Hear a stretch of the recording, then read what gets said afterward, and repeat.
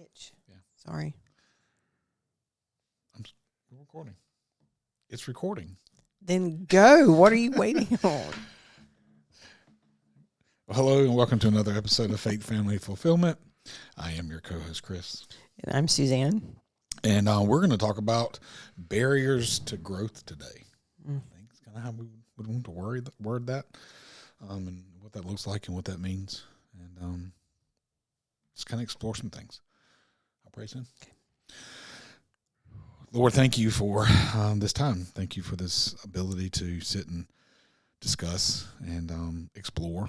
And think about how you have helped us grow and how putting you at the front of things helps everyone grow.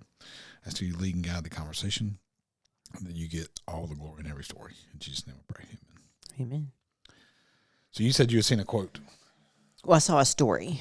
I was reading a story, and it was kind of an interview with a gentleman who had these amazing flower gardens. And he was asked, how do you get your flowers to grow so beautifully? How do you make them grow so beautifully? And his response was, well, I don't force them to grow. I just remove the things that stop them.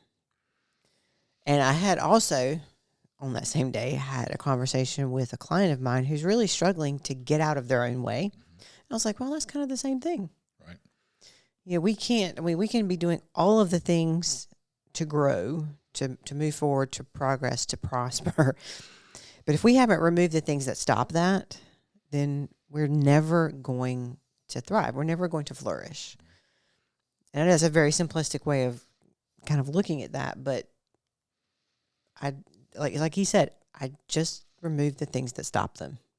And I think we had our men's ministry at church last night, and we talked about the formation of habits and how, when you're saying that, that's what makes me think about it is how many habits do we have that are getting in the way of good habits, and understanding how a habit is actually how it comes to be, with a cue and an activity or an action and a reward that comes from it. And that comes with growth, but you really have to kind of benchmark and kind of say, okay, what is it in my life that's hindering my growth? In your situation, like you said, she's getting in her own way. Does it always take someone to tell you this is what's hindering you, or do you think people can do it on their own? Oh, it's been my experience that in order for someone to have the self-awareness to go, well, that's it. That's what's stopping me. It has to be a pretty drastic thing that actually happens. I'd rather prevent that for most people. I don't want you to completely get in the ditch. But I think, as we've talked about on so many different occasions, having someone in your life who can speak truth to you without you being offended, so that you can look at something critically and go, I can see why you would say that. I'm willing to explore it deeper. In this particular instance, it was more of a time thing, and we all have limited amounts of that based on what we are trying to do every day, or what we need to do, or whatever, or what we schedule to do maybe. And it was trying to figure out how to eat at home more, because there's tons of food sensitivities in this individual's life. How to eat at home more so that all of those triggering things that are sensitivities aren't compounding to keep her unwell. And for a lot of people who've never done it before, that's a really overwhelming task to think about, because there's lots of moving pieces and parts. But that's the one big thing, honestly, that is keeping this individual from moving forward. It's just something that seems complicated, but it's not at its surface. Well, I can't say that it's easy, but you can make it simple. Yeah. And I think that's the case with a lot of things that we are not stopping. And we're not stopping and replacing it with something that's better for us, because we have the impression that it's going to be so hard. And I'm not going to say that it's going to be easy, but you can make it simple. Yep. I don't even know if that is clear. I think it is clear to me. And I'm sitting here thinking about that quote, and I want to say it's John Maxwell that says that people grow when they get so uncomfortable in their own situation that they're forced to. And that discomfort can come from, like you say, a catastrophic event that says, hey, I got to change something. I mean, one of the guys last night said that his dad had triple bypass surgery, and all of a sudden he gotten really focused on his health. It'll do it. And so, like, how do we not get there? Right. But it doesn't just have to be your health. It could be any given situation that you want to grow in. And how are you leading your family? How are you leading your home? How are you leading a business? Like, all those things require some amount of growth and self-reflection. And I think John Maxwell also says that a lot of times when someone's like that, the idea of being forced to grow is because someone brings attention to something that they never could see, like a blind spot. Right. It's kind of the role that you play for a lot of people is, hey, from a 30,000 foot view, this is what I can see that you can't because you're in the mud. If someone doesn't have someone like you or an accountability partner that will speak truth into them, how do you tell? I mean, if someone's listening to this and they go, okay, well, is there a way for me to figure this out? Because I don't have that system in place. I don't have someone that I can go to. I don't have someone in my life that speaks into me that way. Like, how do they find that mirror of self-reflection to be able to remove the obstacles of growth? I would say look at everything that you do in your day, in your life, in your week. Block it out however you choose. What are you doing? What is the complete opposite of that?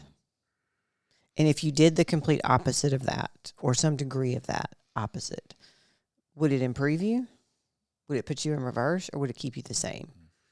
And if it's going to keep you the same and that's not an area that you're ready to work on yet, then okay, keep on keeping on.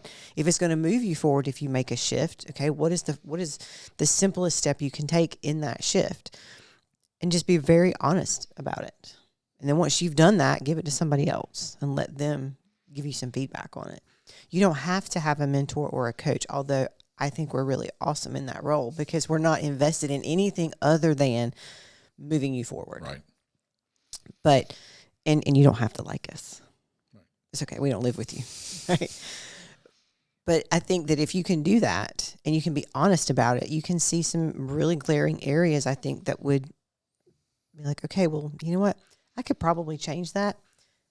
I probably wouldn't even feel the impact of it in my day-to-day, but the long-term impact would be really amazing. Right.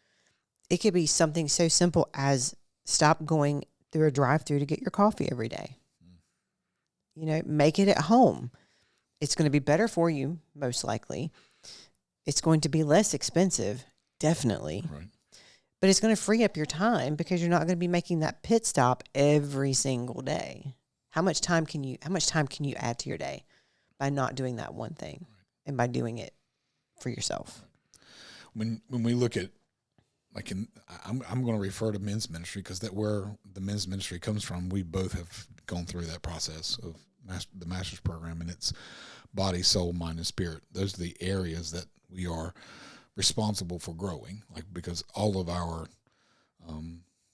obligations, I'll call them obligations, come as an overflow of those four things being solid. So how do you grow in your body, your physical fitness? How do you grow in your mind, your mindset, and your wisdom? Right? How do you grow in soul relationships with one another, side by side, horizontal relationships? And then how do you grow in your spiritual health? If someone's auditing their day, like you just suggested, audit your day, would you suggest, hey, look at those four areas and find what's the area you're not spending time in? And do you want to grow in that? And then how do you add something to that? I think eventually you want to. I think if you start there, you're going to get yourself way too mired into things that don't much matter in making that first decisive step. Right. Not that it's not a good idea. It's an amazing idea. But I think there's work to be done prior to that. So you've got to have a little bit of a grasp of what your life is right now. I would not personally throw someone into that as a first step, simply because I don't know very many people who have done the self-reflection to know, like, what well, not just what they're missing, but where things that they're doing already, where do they even fit inside of that matrix? That's good. You know, because you can think about, okay, well, I have a I don't personally, but let's say that I am someone who has a women's accountability group, and they're not doing a very good job of holding me accountable. They're just kind of, patting me on the shoulder and telling me everything's going to be okay, when what they should be saying is, girl, you got to stop that. Like, you need to stop that, like yesterday. Just being very, like, not in your face aggressive, but just very honest. Yep. So let's say that, I'm using that horizontal relationship in that soul realm. Mm-hmm. But is that really something I need to put in there? That might be something that needs to be pruned. So if you've not done some of the pre-work to figure out like what is truly healthy and helpful, moving you forward or potentially moving you forward, I think you would you'd be putting yourself a few too many steps down the path. Right. Because I think you have to figure those kinds of things out first. Because we have a lot of relationships, or not us personally, but I see a lot of people having relationships that just serve the purpose of validation, when those relationships, if taken one more level deeper, could serve accountability, they could serve discipline, they could serve a lot of areas, but they don't ever go that far. Right. They're just there as almost echo chambers. Yeah, Ivy and Benet talked about that a little bit, about peeling the onion back and how long it takes people to be transparent and vulnerable with one another. Yep. And how vital it is to have something like that in your life. And what I've seen, we just started this year with a new way we're approaching the men's ministry at church.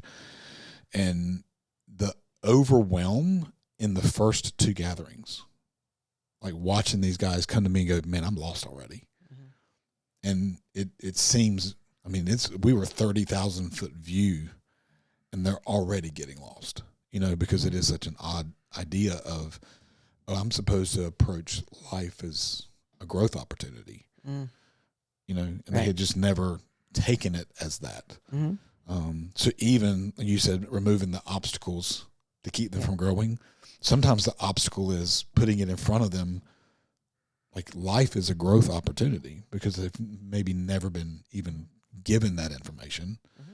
Or ask themselves those questions. Mm-hmm. So the idea of, what comes first, what's the work that comes first, is in real life, I've seen it inside the last 30 days of, man, this is like a completely foreign concept. This is not the way I've approached my life up to this point. Right. And, the idea is exposing them to something different. Mm-hmm. That's, okay, well, we are meant to grow. And not only are we meant to grow, but we're meant to grow God's kingdom. Mm-hmm. And in those four areas, how do we pull things in that help us grow those areas so that we can grow God's kingdom? Yeah. But yeah, it's like you said, I think there's work to be done, because I just went into it like, well, this seems easy, because we've put so much of it into our own practical every single day. Almost 4 years ahead. Right. So that makes a big difference in perspective. Yeah. And again, and so sitting in front of guys and them literally at a 30,000 foot view, just asking them, hey, step back and take a look at your life.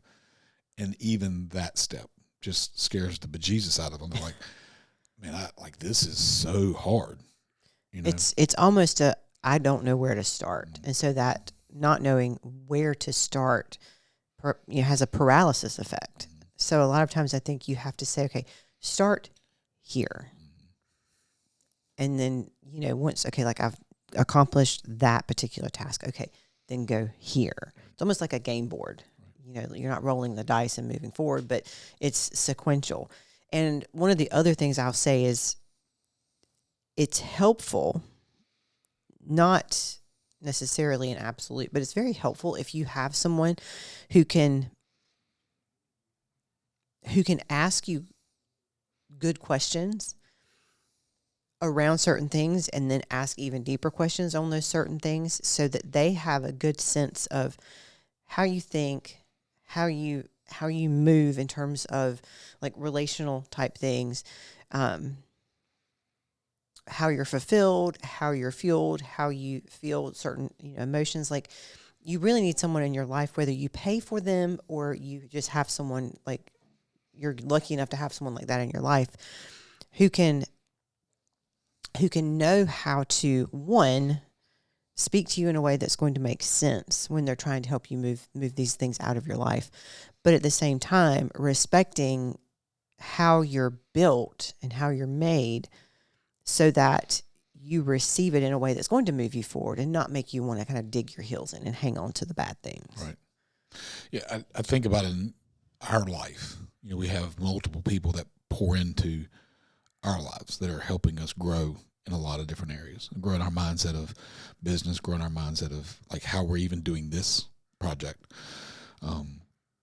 And how do you even put a value on that when you look back and see how far things have progressed because there's an intentionality to the growth.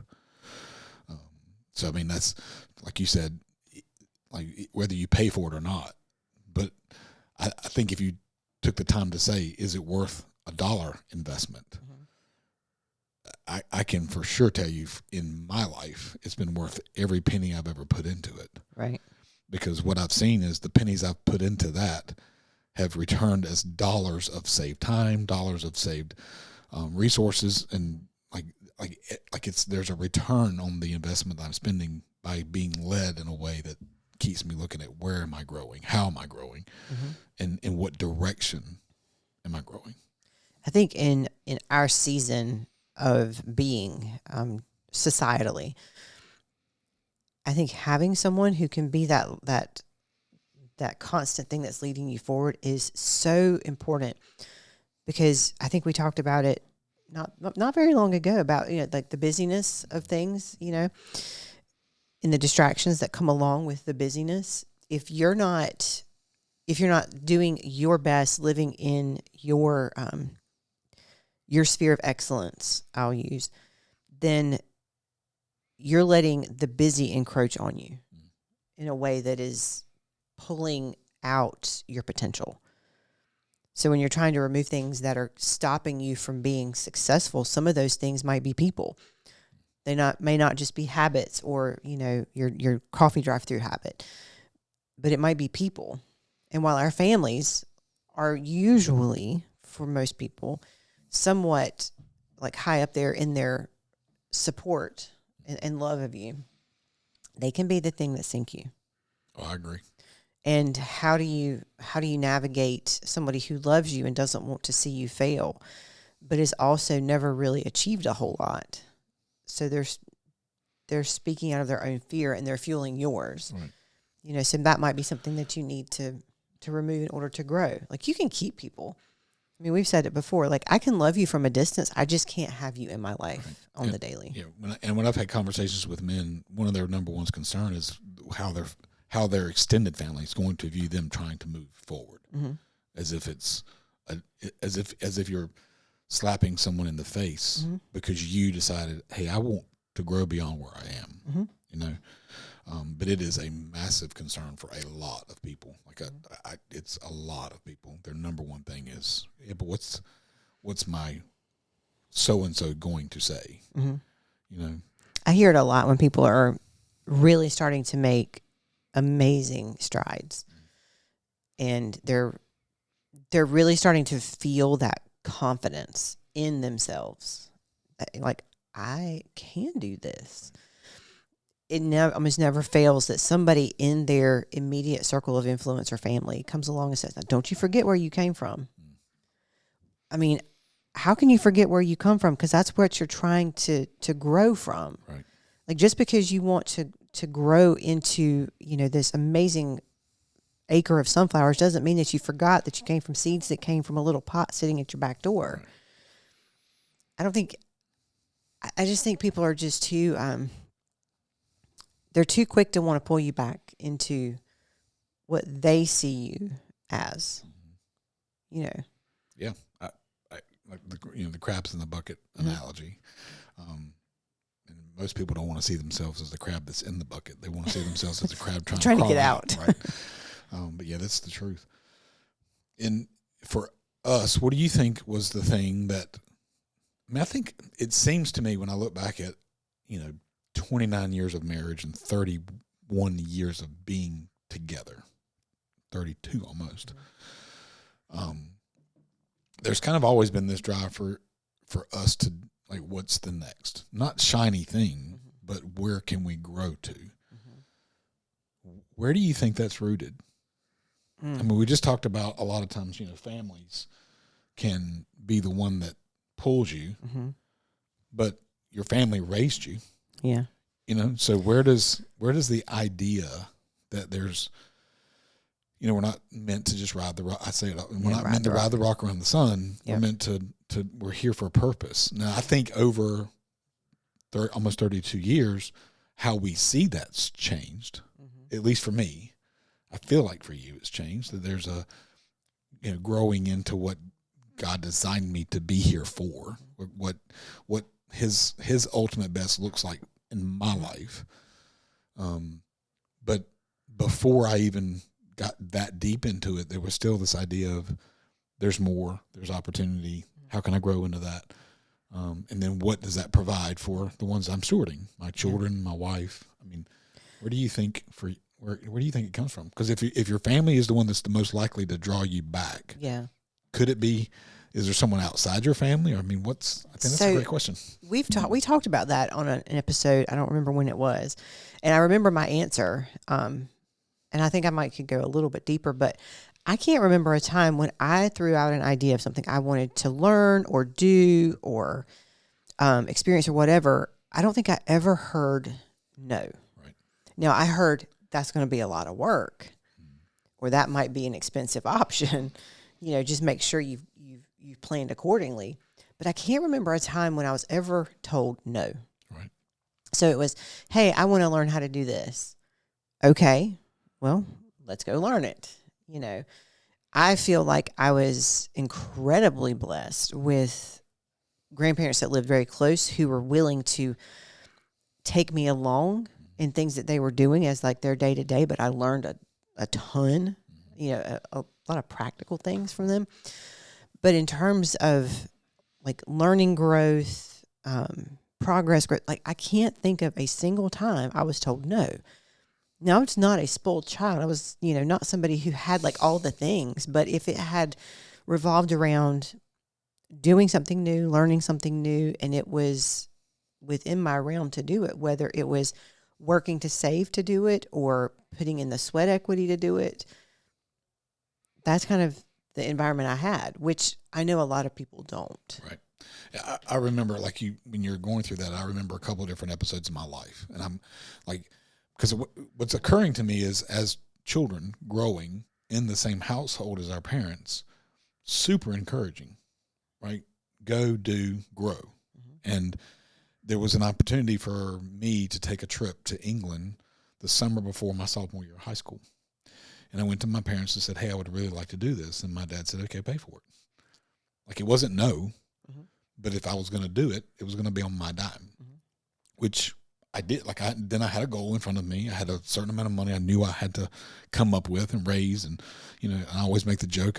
I knew how much money I carried with me, and I came back with a $20 bill in my pocket. And Dad goes, what would have happened if you had to stay another day? I said, I'd have figured it out, But the encouragement was, hey, I'm not going to keep you from doing that, but there's a price to pay for what you want to do.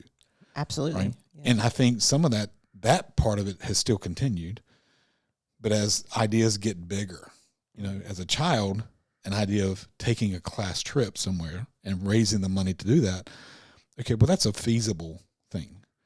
And then when you start talking about things that we want to do, like on our property, like where it's this big, grandiose idea, then all of a sudden there's